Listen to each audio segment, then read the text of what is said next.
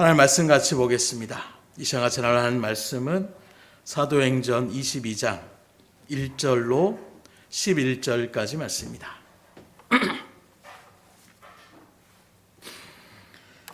사도행전 22장 1절로 11절까지 말씀 제가 봉독해 올려드리도록 하겠습니다. 부형들아, 내가 지금 여러분 앞에서 변명하는 말을 들으라. 바울이 그가 히브리 말로 말함을 듣고 더욱 조용한지라. 이에 이르되 나는 유대인으로 길리기아 다수에서 났고 이 성에서 자라 가말리엘의 문화에서 우리 조상들의 율법에 엄한 교훈을 받았고 오늘 너희 모든 사람처럼 하나님께 대하여 열심히 있는 자라. 내가 이 돌을 박해하여 사람을 죽이기까지 하고 남녀를 결박하여 옥에 넘겼노니 이에 대제사장과 모든 장로들이 내 증인이라.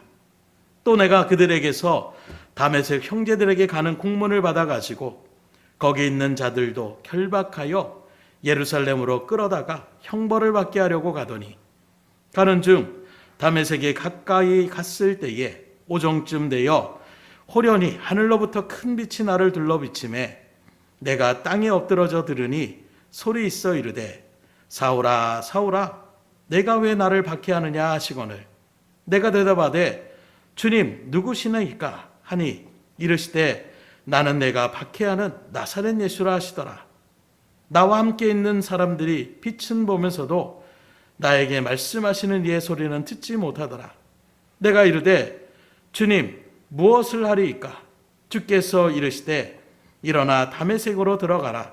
내가 해야 할 모든 것을 거기서 누가 이르리라 하시거늘 나는 그 빛의 광채로 말미암아 볼 수 없게 되었으므로 나와 함께 있는 사람들의 손에 끌려 다메섹에 들어갔노라. 아멘. 우리가 이 죄악된 세상 가운데에 믿음의 자리 가운데에 또 우리에게 믿음을 주셨다는 것이 우리가 가진 그 어떤 복보다도 가장 큰 축복임을 우리가 믿음 가운데 분명히 아셔야 되는데, 왜냐하면 하나님께서 우리에게 어떻게 복을 주시냐? 우리의 믿음을 보시고 복을 주시더라는 것입니다. 그래서 실제로 믿음이 있으면 잘못된 길에 돌이키게 되고 또 믿음이 있으면 절망 가운데서 다시금 소망을 품으며 그렇게 기대감을 가지고 일어설 수가 있다는 것입니다.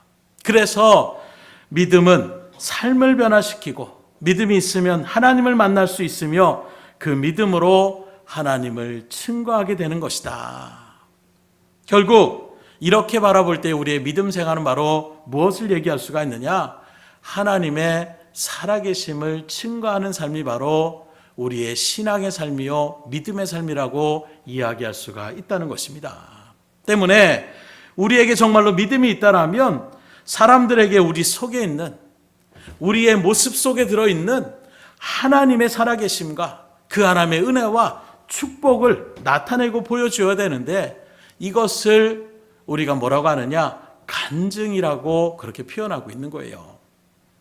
그러므로 정말로 내가 믿음의 그리스도인이라고 한다면 누구나 내가 어떻게 해서 예수를 믿게 되었는지 또 믿고 난 이후에 나는 어떤 변화를 그렇게 받으며 살아가고 있는지를 분명하게 전하며 나갈 수 있는 것, 이게 바로 우리의 신앙이라고 얘기할 수가 있는 것입니다. 그렇게 말할 때에 우리 리더되는 우리 김정민 비사가 항상 그런 모습들을 나타내잖아요. 제가 원래는 이랬는데 이런 마음으로 나아가게 되고 이런 사건 때문에 내가 힘들었었는데 이렇게 또 하나님께서 은혜 가운데 이게 그렇게 걸어가게 하셨다는 것, 이게 바로 간증이라고 얘기할 수가 있는 거예요.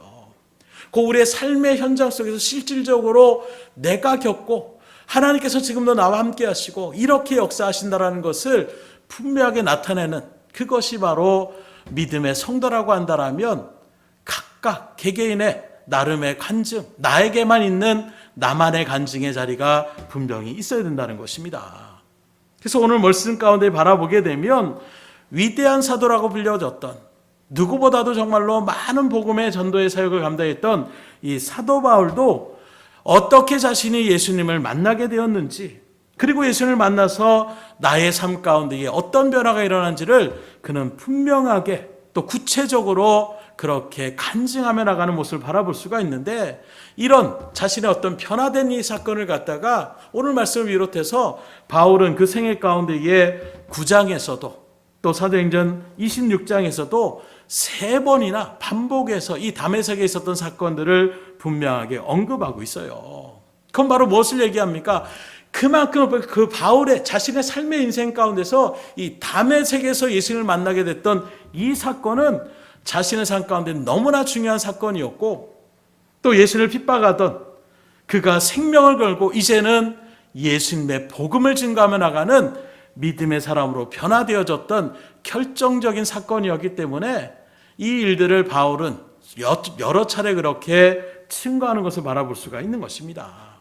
그렇다면 이러한 간증을 통하여 결국 바울이 분명하게 전하고자 했던 말씀이 바로 무엇이냐? 이랬던 내가 예수님을 만나게 돼서 이렇게 내가 변화되었습니다. 이걸 지금 바울은 강조해서 여러 번 사람들 앞에 서서 말씀을 증거하고 있는 것입니다. 이렇게 바울이 끊임없이 자신이 예수님을 만나고 자신이 어떻게 변화되었다는 것을 고백하였던 것처럼 오늘 말씀을 통하여 여러분들도 각자의 자리에서 내가 이렇게 예수님을 만나게 되었고 그 예수님을 만난 후부터 내 삶이 이렇게 변화되었다라고 그렇게 간증하는 믿음의 삶을 살아갈 수 있기를 주님으로 축복합니다. 그래서 오늘 본문은 우리에게 진정한 간증이 무엇인지를 우리에게 분명하게 이 바울의 간증을 통하여 바라볼 수가 있는데, 먼저는 무엇이냐? 우리는 사람들에게 구체적으로 변화된 나의 삶을 보여줄 수 있는 간증이 되어야 된다라고 말씀할 수가 있는 것입니다. 예수님을 이론적으로 지식적으로 그렇게 연구하며 그렇게 가르치는 사람들도 많이 있어요. 역사적인 어떤 일들 또는 어떤 4대 성인으로서 예수님을 연구해서 이렇게 저렇게 얘기하는 사람들도 많이 있습니다. 그러나 그렇게 예수님을 연구하며 나갔고 지식적으로 그렇게 나갔던 사람들의 그 삶은 전혀 예수님과는 상관없는 그런 삶의 모습 가운데 설 수밖에 없어요. 한마디로 얘기하면 변화가 없는 것입니다. 군대에 들어가서 이제 사회의 어떤 것들을 다 내려놓고 거기에서부터 다시 시작하는 마음으로 나가지 않으면 그런 소리밖에 들지 못하는 거예요. 아직 정신 못 차렸네, 이런 얘기밖에 될 수가 없는 거예요. 아, 군대는 이런 곳일 거야.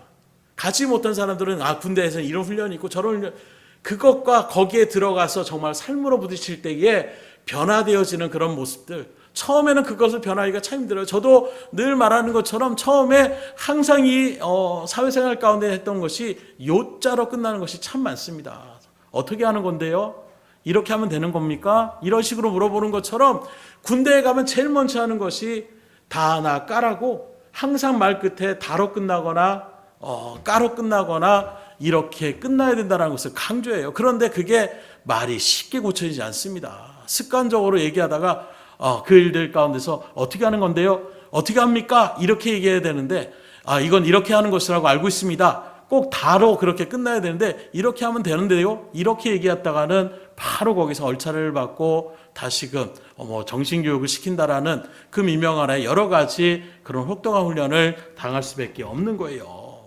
그렇기 때문에 우리는 주님을 만난다라고 하는 것이 성경을 읽고 나가는 그 일들 가운데서 정말로 내가 체험의 주님을 만나셔야지, 지식적으로 아는 삶 가운데 있으면 그건 하나님의 일들 가운데 조금도 변화를 일으키지 못하는 그런 삶의 자리 가운데 설 수밖에 없다라는 거예요. 그러나 정말로 예수 그리스도를 인격적으로 만났다, 실적으로 내가 주님을 만났다라는 것이 믿음 가운데 새기는 사람은 예수님이라는 존재가 2000년 전에 있었던 나사렛 출신의 그런 사람으로 그렇게 그려지는 것이 아니라 지금도 나와 함께 계시고 지금도 우리의 기도 소리를 들으시고 지금도 우리의 믿음의 일들 가운데 충분히 역사하시며 나의 길을 인도하시는 그런 능력의 주님으로 우리가 살아갈 수가 있다는 것입니다.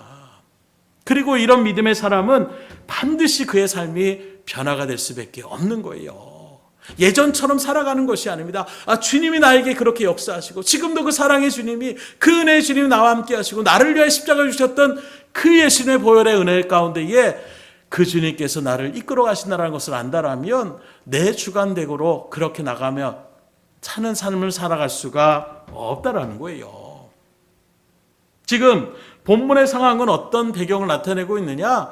지금 바울은 자신을 죽이려고 결심하고 있는 그 유대인들의 폭도들 앞에서 지금 두들겨 맞을 수밖에 없는, 언제 그들이 돌변해서 그 바울을 죽이려고 달려들지 못하는 그런 긴박한 상황 가운데 있는 것입니다. 그런데 이런 상황 가운데서 오히려 바울은 어떻게 하느냐? 자신을 죽이려고 하는 그 사람들 앞에 서서 먼저 1절에 말할 때에 부형들이여 이렇게 표현하고 있어요. 이건 상대방을 가장 극상의 존칭을 통해서 그렇게 표현하는 것을 이야기하고 있는 것입니다. 특별히 오늘 말씀에 보면 히브리어로 그렇게 얘기하니까 사람들이 갑자기 저 사람이 히브리어로 얘기하네, 우리나라 언어로 얘기하네 하는 마음으로 그 바울을 집중하여 받았다고 얘기하고 있어요. 그러면 바울이 지금 자기를 죽이려고 하는 그 폭도들 앞에서 그들에게 부형들이라 하면서 히브리 말로 그렇게 그들을 불렀던 이유가 무엇입니까?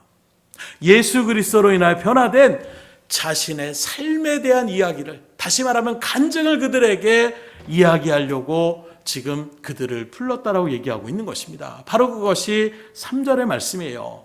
같이 보면 나는 유대인으로 길리기아 다수에서 났고 이 성에서 자라 가말리엘의 문화에서 우리 조상들의 율법에 엄한 교훈을 받았고 오늘 너희 모든 사람처럼 하나님께 대하여 열심히 있는 자라.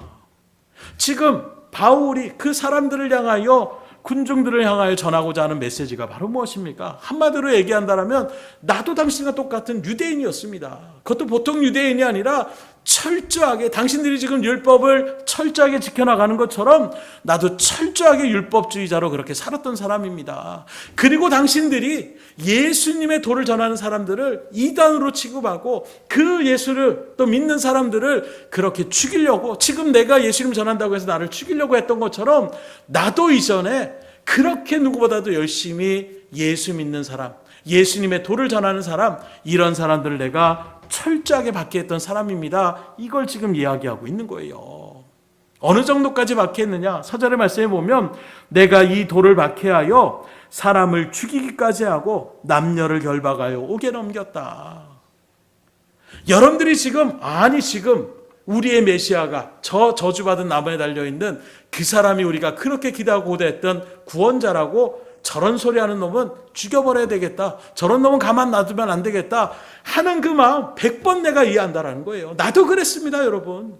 나도 하나님의 말씀 가운데 그 율법의 말씀, 구약의 말씀들을 그렇게 많이 연구하고 들으면서 지식적으로 그 모든 것들을 새기면서 내가 그 예수님의 도를 전하는 사람들, 내가 한 명도 씨를 남기지 않겠다는 마음으로 그 사람들을 잡아 죽이려고 하고 누구보다도 박해하고 그런 사람들을 전하는 사람들을 옥에 가두는 가운데 누구보다도 열심히 있었던 사람이라고 분명하게 이야기하고 있는 거예요. 실제로 우리가 아는 것처럼 스데반 집사, 어찌 보면 순교의 자리 가운데 있는 그 스데반 집사를 저 사람은 죽어 마땅한 사람입니다 하고 그 증언자의 자리 가운데 있었던 사람이 바로 이 바울이었습니다. 그래서 이 사람은 돌에 맞아 마땅한 사람이라는 것을 누구보다 앞장서서 저놈을 돌로 쳐 죽이십시오 라고 이렇게 나갔던 사람이 바로 바울의, 이전에 사울의 자신의 모습이었음을 분명하게 증거하고 있는 것입니다. 그런데 지금 이렇게 바울이 그 이야기들을 하는 이유가 무엇입니까? 나도 당신과 똑같은 사람입니다, 그런 사람들 죽이려고 합니다, 이게 아니에요. 지금 당신들이 내가 예수 믿는다라고, 예수님의 도를 전한다라고 나를 죽이려고 하고 핍박하고 박해하고 있지만 과거에 나도 당신들과 비교했을 정도로 그렇게 예수님을, 또 예수님의 도를 전하는 사람들을 박해하고 그 사람들을 옥에 가두는 일들 가운데 열심히 있었던 사람이라는 것입니다. 즉 나도 과거에 그런 사람이었기 때문에 지금 당신들의 마음을 100번 이해하고 있다는 것을 분명하게 이야기하고 있는 거예요. 그러나 그랬던 자기가 당신들처럼 예수님의 도를 받아들일 수 없고 저주의 십자가 달린 사람들을 구원자라고 이야기하는 사람들을 가만 놔둘 수 없는 그런 마음으로 나갔던 나가 이제는 변화되었다라는 거예요. 왜 그런 일들 가운데 내가 변화가 되었느냐? 그렇게 핍박하고 그렇게 누구보다도 열심으로 예수님의 도를 전하는 사람들을 받게 했던 사람이 어떻게 지금은 그 예수님의 복음을 전하기 위하여 생명까지도 아낌없이 생명을 걸고서 오히려 예수님의 복음을 증거하는 자로 그렇게 변한 이유가 바로 무엇이냐? 그걸 지금 이야기하고 있는 것입니다. 그러면서 바울은 얘기하고 있는 거예요. 과거의 당시처럼 나도 그 율법주의자 가운데, 유대주의 사상 가운데 있는 것이 그것이 옳은 것인 줄 알았지만 이제 내가 예수를 만나고 보니까 그 모든 삶이 잘못된 삶이라는 것을 분명히 알았다는 것입니다. 그걸 어떻게 알았습니까? 예수 믿는 자를 잡고 가던 그 일들, 특별히 다메섹이라는 먼 거리에 있는 사람들을 제사장들에게 내가 거기에 있는 사람들이 많이 있다는 얘기를 들었으니 나에게 공문을 써주십시오. 내가 그 놈들을 다 잡아드리겠습니다. 그 공문을 받아가지고 다메섹으로 가는 도중에 특별히 오전 그 한낮에 해가 그렇게 지글지글 끄는 순간에서도 그가 얼마나 열심히 있다는 것을 반증하고 있는 거예요. 보통은 서늘한 시간 가운데에 그 날씨가 우리가 생각하는 뭐 여름에 아유 덥다 이 정도가 아니에요. 정말로 장렬하는 그 태양 앞에서 그늘이 없으면 견딜 수 없는 그런 기후의 날씨가 바로 이스라엘 가운데 있는 그 유대 땅들의 기후라고 얘기할 수가 있는 것입니다. 그런 땅임에도 불구하고 그 시간대에도 지금 하루라도 빨리 그놈들을 잡아 죽이려는 마음으로 바울이 가고 있었는데 그 다메섹의 언덕 가운데 왔을 때에 이제 예수님을 만나게 되었다는 거예요. 나를 위하여 나의 죄를 위하여 그 저주의 십자가를 지시고 그리고 죽음으로 끝난 것이 아니라 부활하신 그 주님을 만나게 되는 그 일들 가운데서 내가 변화될 수밖에 없었다라는 것을 분명하게 그들에게 선포하고 간증하고 있는 것입니다. 곧 지금 사도 바울이 말하고자 하는 것은 무엇을 말하고 있습니까? 내가 예수님을 믿게 된 것은 나의 어떤 지식으로 나의 어떤 생각으로 예수님을 영접한 것이 아니라 주님께서 나를 만나주셨기 때문에 내가 어쩔 수 없이 그렇게 바른 자리 가운데에 하나님의 뜻이 무엇인지를 아는 그 일들 가운데 섰다라는 것을 분명하게 증거하고 있는 거예요. 3절에 나오는 것처럼 어렸을 때부터 유대인의 그 가정 가운데 철저하게 유대주의 사상을 그렇게 받아들이고 가말리엘의 문화생활에서 철학적인 일들 가운데서 누구보다도 지식적으로 이런저런 일들을 그렇게 생각하며 분별하며 나가는 그런 삶 가운데에 살았던 그가 다메섹 도성에서 그 부활의 주님을 만나고 난 다음부터 그의 삶이 이제는 그 예수님의 도를 전하는 사람을 죽이려는 자리에서 이제는 나의 생명을 조금 더 귀한 것을 여기지 않고 그 예수님의 복음을 전하는 일들 가운데에 내가 이렇게 변화될 수밖에 없었습니다. 이걸 분명하게 증거하고 있는 거예요. 곧 지금 자신들 앞에서 자신을 그 예수님의 도를 전한다고 하는 그 복음을 증거하는 이유로 자신을 죽이려 하는 그 사람들 앞에서 자신의 삶을 이야기하면서 어떻게 변화되었는지를 분명하게 증거하고 있는 것입니다. 오늘 우리에게 이 말씀을 적용한다면 오늘날도 많은 사람들이 예배를 드려요. 교회를 다닙니다. 그리고 하나님을 나름대로 알고 있다라고 얘기하고 있어요. 그런데 문제는 바로 무엇이냐? 하나님 그 예수를 믿고 난 다음에 변화된 삶의 모습이 없다라는 것입니다. 이론적으로는 너무나 잘 알고 있어요. 오늘 말씀 딱 보면 지금 바울이 이렇게 변화된 것을 얘기하려고 하는 것이구나. 지식적으로는 너무나도 잘 알고 있습니다. 그러나 구체적으로 나를 도와주시고 나와 함께 하시는 그 예수를 만난 경험이 없다 보니 그의 삶에 변화가 일어나지 않다라는 거예요. 그래서 이전에 수많은 믿음의 선진들의 모습들을 바라보게 되면 예수를 만나고 그리고 예수를 만난 이후의 삶의 모습이 180도 변했던 사람들이 너무나도 많이 있습니다. 특별히 그런 일들 가운데서 남들을 괴롭히고 깡패짓하고 나갔던 그런 사람들이 예수님을 그렇게 만나게 된 사람부터 이제는 오히려 그 사람들을 위하여 기도하며 섬겨주고 사랑으로 품어주고 사람들의 어떤 무시하는 말들과 비방의 말을 들을지라도 그들을 오히려 용서하며 긍휼히 여겨나가는 완전히 변화된 모습들, 그런 모습에 이 한국교회가 정말로 하나님의 은혜 가운데 큰 부흥의 일들을 맞이할 수가 있었다는 거예요. 그래서 그냥 교회만 나가는 모습이 아니라 저 사람 예전엔 저런 사람이었는데 믿음 생활하더니 교회 다니더니 사람이 착해졌네, 사람이 정말로 선해졌네, 사람이 완전히 변했네, 이런 일들을 시적으로 사람들이 보게 되니까 그런 일들 가운데서 교회 다니는 사람들을 나름대로 인정을 하고 성실한 사람으로, 정직한 사람으로 그렇게 인정하며 나가는 그런 모습이 이 한국 기독교 사회 가운데서 우리가 그런 일들을 바라볼 수가 있었다는 거예요. 곧 여러분들 가운데서 중요한 것은 바로 무엇이라고 할 수 있냐? 그러게 내가 인격적으로 예수를 만났냐 만나지 못하냐, 이게 너무나도 중요하다는 거예요. 그냥 성경의 이야기를 알고 성경의 어떤 사건들을 알고 지식으로 내가 아는 것이 아니라 인격적으로 정말로 주님을 체험하며 나가는 그런 삶의 자리 가운데 우리가 서야 우리의 삶이 진짜로 변화될 수가 있는 거예요. 그래서 그런 간증의 모습들을 바라보게 되면 지식으로 주님을 알아서 변화된 것이 아닙니다.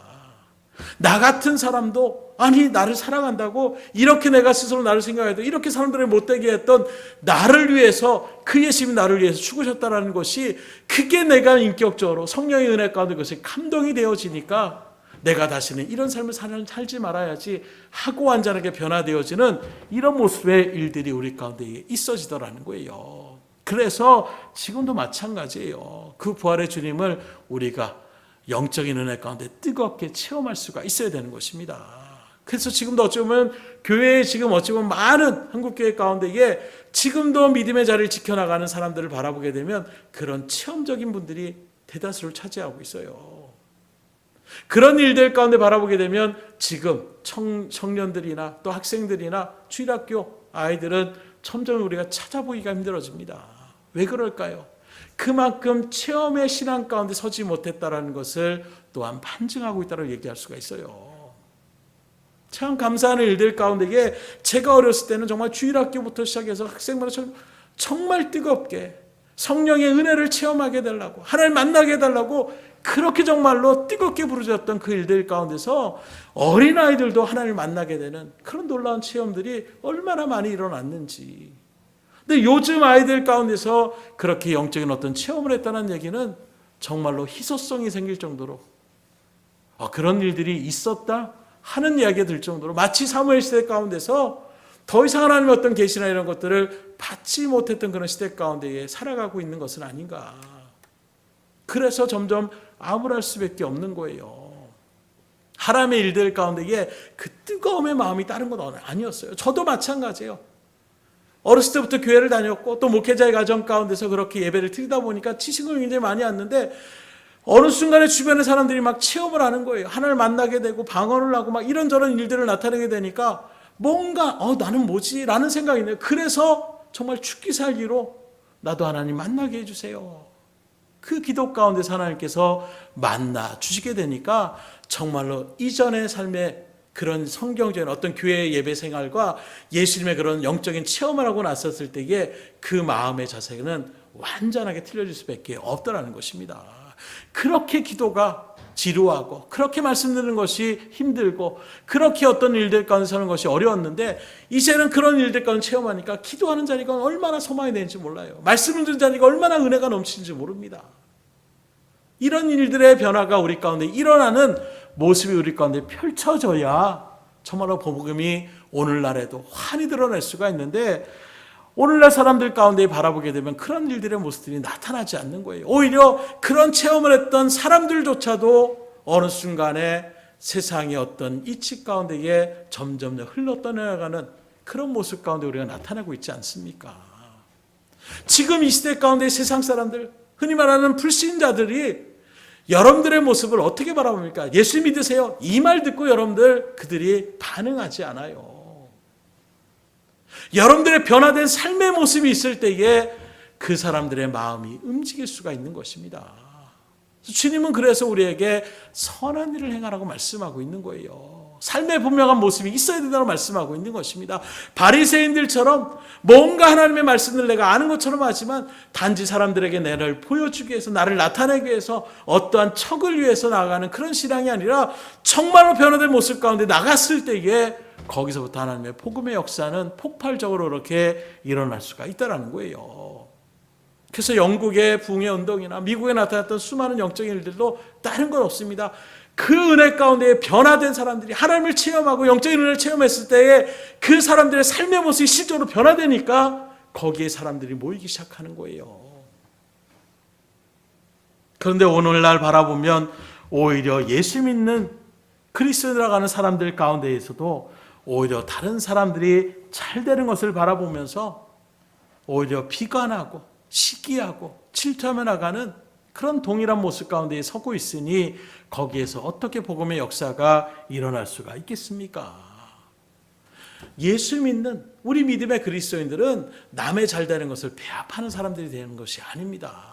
오히려 남들의 어떤 일들 가운데 섰을 때 그들의 어떤 모습을 우리가 정말로 하나님의 은혜 가운데 같이 감사를 돌리고 찬양을 돌리며 그런 일들 가운데 상대적으로 나는 왜 이 모양이지? 비관적으로 내가 그 자리 가운데 낙마하고 절망하는 것이 아니라 오히려 그 속에서도 하나님의 은혜를 바라보며 소망 가운데서 정말 하나님의 뜻을 이뤄나가는 일들 가운데에 한 걸음 한 걸음 그렇게 말씀에 순종하며 나가는 그런 삶의 모습이 우리 가운데에 펼쳐질 수가 있어야 되는 거예요. 그래서 그리스도인들은 자신의 환경이나 처지를 비관하며 살아가는 사람들이 아니라 오히려 모든 것을 뛰어넘으며 모든 상황을 뛰어넘으며 변화되어지는 사람들의 모습이 바로 그리스도인들의 친정한 삶이라고 이야기할 수가 있다는 거예요. 그러면 어떻게 우리가 그 모든 상황을 뛰어넘을 수가 있겠습니까? 정말 삶 자체가 힘들어지는데 정말로 나에게 사면초가의 삶이 있는데 그걸 어떻게 우리가 뛰어넘을 수가 있습니까? 예수님을 만나면 되는 거예요. 능력의 주님을 우리가 만나게 될 때에 변화가 되는 것입니다. 그 주님을 만나게 되니까 바울도 변화가 되잖아요. 수많은 믿음의 선지들이 실적인 삶의 변화가 일어나잖아요. 내 가정 가운데 내 가게 가운데 흐르는 그 사단의 저주에 그 모든 것을 주님을 만나는 순간 이제는 그것이 저주의 굴레가 아니라 축복의 은혜로 하나님께서 그렇게 바꾸어 주시는 것입니다. 주님을 만나게 되니까 모든 사람이 나를 싫어하고 모든 사람들 앞에서 나는 정말로 왜 이렇게 사느냐 했던 비관적인 마음이 오히려 주님을 만나게 되면서 그 마음이 치유가 되고 자신감을 갖고 자존감 속에서 하나님의 일들 가운데 더 당당하게 예수님의 복음의 은혜의 삶 가운데에 우리가 나아갈 수 있는 믿음의 발걸음으로 나아갈 수가 있더라는 거예요. 그러므로 다른 사람의 변화된 이야기가 우리 가운데에 그냥 고개만 끄덕끄덕하는 것이 되면 안 됩니다. 내 이야기가 되실 수가 있으셔야 돼요. 다른 사람이 이렇게 변했대 이야기가 아니라 내가 하나님을 만나고 내가 주님을 만나고 이렇게 변화가 되었습니다.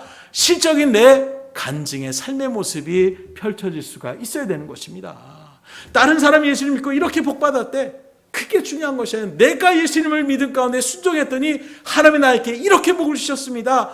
라고 고백하며 나갈 수 있는 그런 믿음의 자리 가운데에 여러분들의 삶이 될 수 있기를 주의 이름으로 축복합니다. 그래서 이것은 교회의 규모가 크고 작고의 문제가 있는 것이 아니에요. 아무런 상관이 없습니다.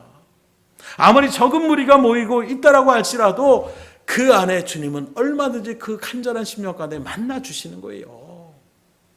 아무리 교회가 크더라도 그 일들 가운데에 교회가 한 100여 명 정도 모여야지, 한 1000명은 모여야지, 그래야 내가 또 하늘의 주제가 되면서 너희들을 만나주겠다. 주님 이렇게 말씀하고 있지 않아요.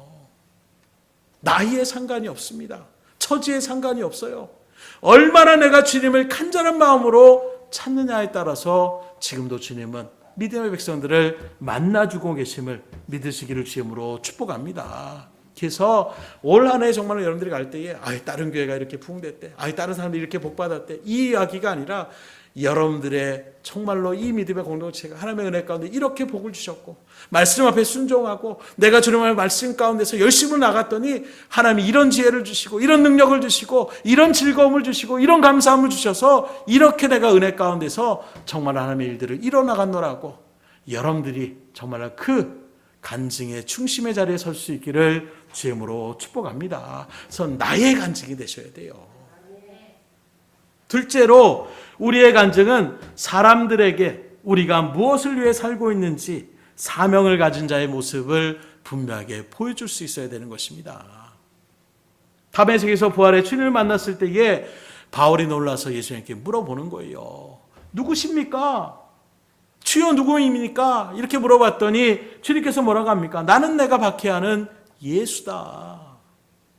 이 말을 듣고 다시금 바울이 그 주님 앞에 뭐라고 질문을 합니까? 10절의 말씀을 바라보세요.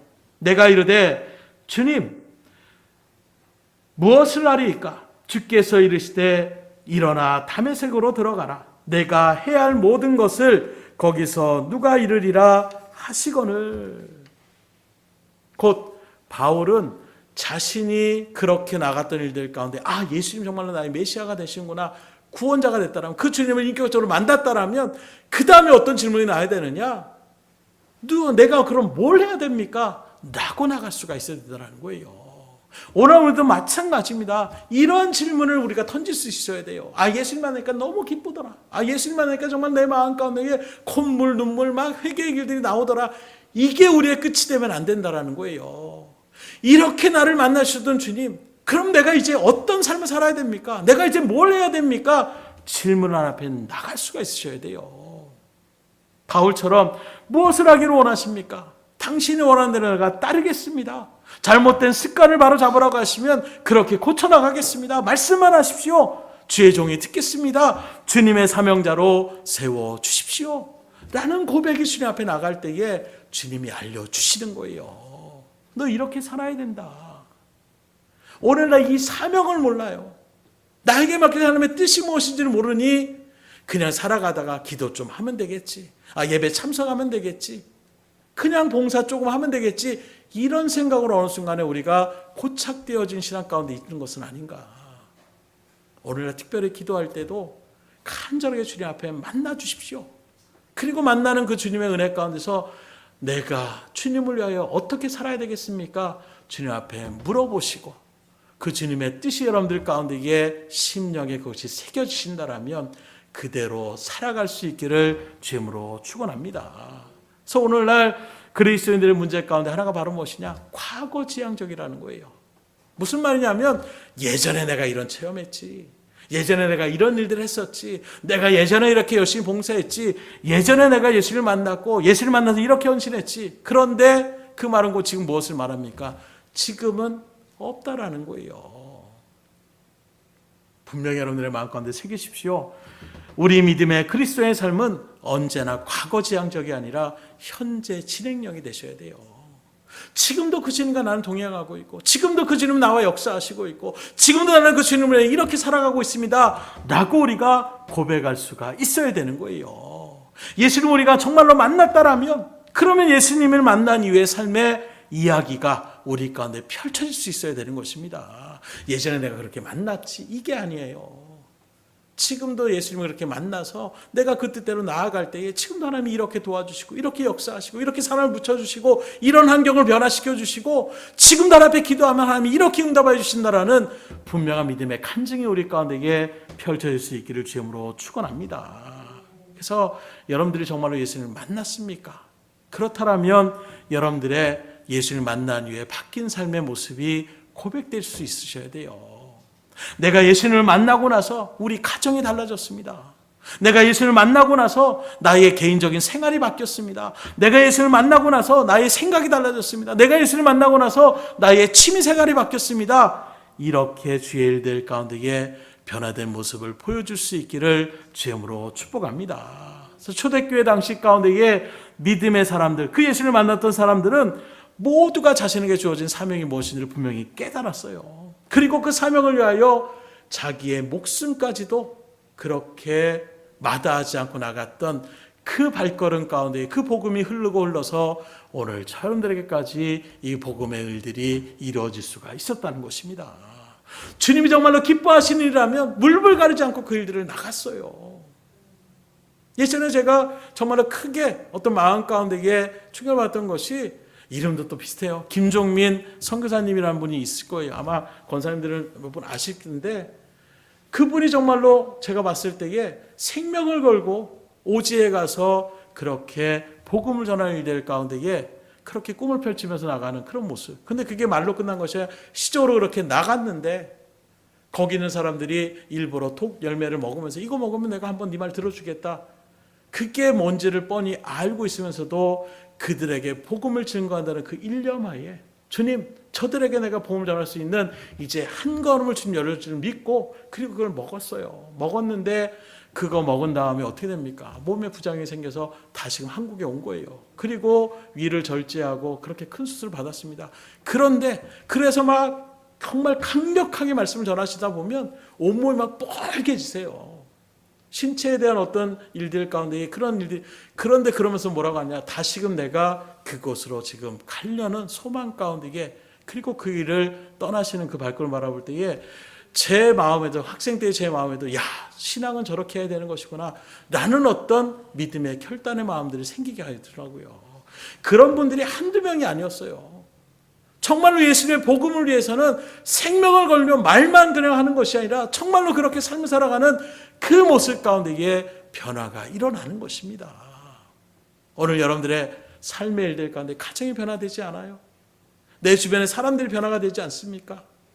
그렇다면 그 사람들을 탓하기 전에 나는 정말로 예수님 맡겨진 사명의 자리 가운데서 진정으로 그들에게 핏된 삶의 모습으로 나아가고 있는지를 다시금 살펴볼 수 있기를 주님으로 축원합니다. 그래서 참 신기해요. 저의 마음도 마찬가지였어요. 저도 삶의 일들 가운데 변화되지 못한 부분들이 한 사람의 어떤 변화된 모습이 나타나고 나가 죽어지고 겸손한 마음으로 나가는 그 진심이 올라질 때에 가정이 변화가 되더라고요. 여러분들이 왜 하나님의 은혜 가운데 우리 가족은 왜 나만 믿을까? 오히려 그것이 나에게 주시는 귀한 사명임을 깨달을 수 있기를 주님으로 축원합니다. 나의 가장 가까운 사람들을 구원하시기 위해서 그 영혼을 사랑하셔서 여러분들을 하나님께서 말씀의 자리로, 은혜의 자리로, 체험의 자리로 주님께서 만나 주신 거예요. 그 사명을 내가 어느 순간 잊어버리고 세상의 일들 가운데 아유 그 물질, 또 그 세상의 어떤 소망, 그것 때문에 내가 언제 하나님 맡겨진 사명을 내가 잊어버리고 살아가고 있는 것은 아닌가. 오늘 다시금 마음을 다잡을 수 있기를 주님으로 축원합니다. 그렇다면 지금 내가 무엇을 하면서 인생을 살아야 주님께서 가장 기뻐하시겠습니까? 그리스도인의 삶은 될 대로 되라는 그런 심령으로 살아가는 인생이 되어서는 절대로 안 돼요. 아니 살다 보면 되겠지. 아니 하나님께서 뭐 책임져, 이 정도의 마음의 자세가 아닙니다. 정말로 예수님 때문에 우리가 삶의 변화가 일어나고 우리의 심령의 소망의 변화가 일어나고 그 말씀에 순종하며 나의 생명을 걸 수 있는 정말 사생결단의 마음으로 여러분들이 나아가 보세요. 그럼 내가 그동안 좋아했던 것들도 내려놓을 수가 있어야 되는 것입니다. 내가 정말로 즐겨했던 일들도 하나님의 일들 가운데서면 이게 걸리게 되면 예전에는 잠깐 내가 이거 먼저 하고 그 다음에 와야지, 이런 마음이 이제 변화가 되기 시작하는 거예요. 그것보다도 내가 먼저 우선순위를 하나님의 뜻 가운데 서야 되는 것.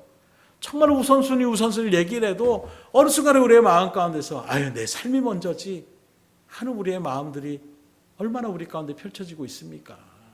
다시금 그 뜨거운 마음을 주님 앞에 간절함으로 구하셔서 올 한 해에는 정말 하나님의 맡겨진 사명을 온전히 감당함을 통하여 한 해를 마무리했을 때에 정말 하나님의 맡겨진 일들 가운데 이런 변화가 일어나게 됐고, 내가 정말로 주님의 말씀 앞에 순종하려는 믿음의 결단 가운데 나갔더니 하나님이 이렇게 역사하시고 이렇게 도와주시고 이런 일들을 행하여 주셨노라는 믿음의 간증들이 일어날 수 있기를 주님으로 축원합니다. 여러분들은 사명자가 되셔야 돼요. 사명자는 뭡니까? 분명한 목적이 있어야 되는 거예요. 그 목적을 이루기 위해서 최선을 다하며 나가는 것이 그게 사명자인 것입니다. 말씀을 드립니다. 지금 바울이 무엇을 우리에게 분명하게 간증하며 증거하고 있습니까? 나는 본래 당신들과 똑같이 예수 믿었던 사람들을 잡아 죽이고 옥에 가두고 그렇게 열심으로 핍박했던 사람이지만 지금은 이렇게 변화가 되었고 그 예수님의 은혜, 그 예수님의 복음, 그 예수님의 능력 때문에 내가 여러분들에게 이렇게 생명을 걸면서 하나님의 복음을 증거하는 자로 이렇게 서 있다라고 말씀하고 있는 거예요. 그리고 이를 통하여 자신의 분명한 사명을 그들에게 선포하고 있고, 그래서 아무리 당신들이 그렇게 나를 죽이려고 할지언정 오히려 나는 사랑의 마음으로 그리스도의 그 사랑을 품고 여러분들에게 복음을 증거하는 일들 가운데에 이렇게 다시금 전한다라는 분명한 사명의식 가운데에 선포하고 있는 모습입니다. 그렇다면 오늘 말씀 앞에 선 여러분들, 이 바울의 간증 가운데 또 하나님의 말씀 앞에서 과연 여러분들의 신앙의 모습은 어떤 자리매김 가운데 서 있습니까? 과연 나에게는 예수님을 만난 이후에 변화된 모습이 지속적으로 하늘의 소원을 품으며 말씀에 순종하며 주의 뜻을 나타내고 주의 복음을 증거하는 일들 가운데에 최선의 모습으로 나아가고 있습니까? 사람들에게 내가 예수를 만나고 내 인생과 내 생각과 내 가치관과 내 삶이 이렇게 완전히 바뀌었노라고 그렇게 증거하는 자리 가운데에 여러분들이 소망을 품고 또 그렇게 살아가고 계십니까? 그 맡은 바 사명을 지금도 내가 마음에 품고 그렇게 열심을 다하여 다른 박질하며 나가고 있다라고 자신 있게 말하며 나갈 수가 있겠습니까? 원하기는 내가 주님을 만남으로 변화된 나의 삶, 어디서든지 이제 나는 주님께서 주신 사명을 위하여 살아가는 삶이라는 분명한 믿음의 모습을 담대히 간증하며 하나님께 영광을 돌리며 하나님의 은혜를, 복음을, 영혼을 구하는 일들 가운데에 여러분들이 쓰임받는 믿음의 삶이 될 수 있기를 주임으로 축복합니다. 그래서 오늘도 뜨겁게 기도할 수 있기를 원해요. 하나님, 나도 그 체험을 받기 원합니다. 나도 주님 만나주시기 원합니다. 그리고 주님을 만났다면 오늘 그 무엇보다 하나님 나에게 맡겨진 사명이 무엇인지를 밝히 깨닫게 해주시고 그 삶의 일들 가운데서 내가 이제는 마음을 세상에 두었던 그 마음, 세상의 즐거운 마음, 그 모든 건 내려놓고 이제 하나님 앞에 온전하게 집중하여 주의 일들을 감당할 수 있는 믿음의 자리에 서게 하여 주시옵소서. 기도하겠습니다.